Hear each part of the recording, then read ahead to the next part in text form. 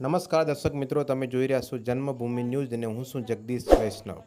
થરાદમાં 40થી વધુ સંગઠનોનું સન્માન કરવામાં આવ્યું. શ્રીરામ સેવા સમિતિએ પ્રથમવાર એસોસિએશન પ્રમુખ સન્માનિત કરવામાં આવ્યા. શિવકથા સાથે ભોજન પ્રસાદીની પણ વ્યવસ્થા કરાઈ. થરાદની શ્રીરામ સેવા સમિતિએ નગરના વિવિધ વેપારી સંગઠનોના પ્રમુખોનું સન્માન કરવા એક વિશેષ કાર્યક્રમનું આયોજન કર્યું હતું.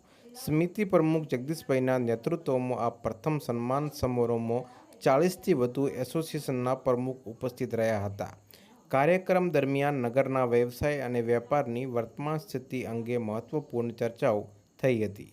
શ્રાવણ માસમાં શિવકથાનું આયોજન કરવામાં આવ્યું હતું અને તાજેતરમાં નિર્માણ પામેલા શ્રી રામ મંદિરમાં ભોજન પ્રસાદીની વ્યવસ્થા કરવામાં આવી હતી.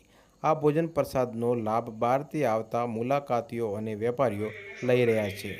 કાર્યક્રમના અંતે સમિતિના પ્રમુખ જગદીશભાઈએ સર્વેને ભોજન પ્રસાદમાં જોડાવા આમંત્રણ આપ્યું હતું.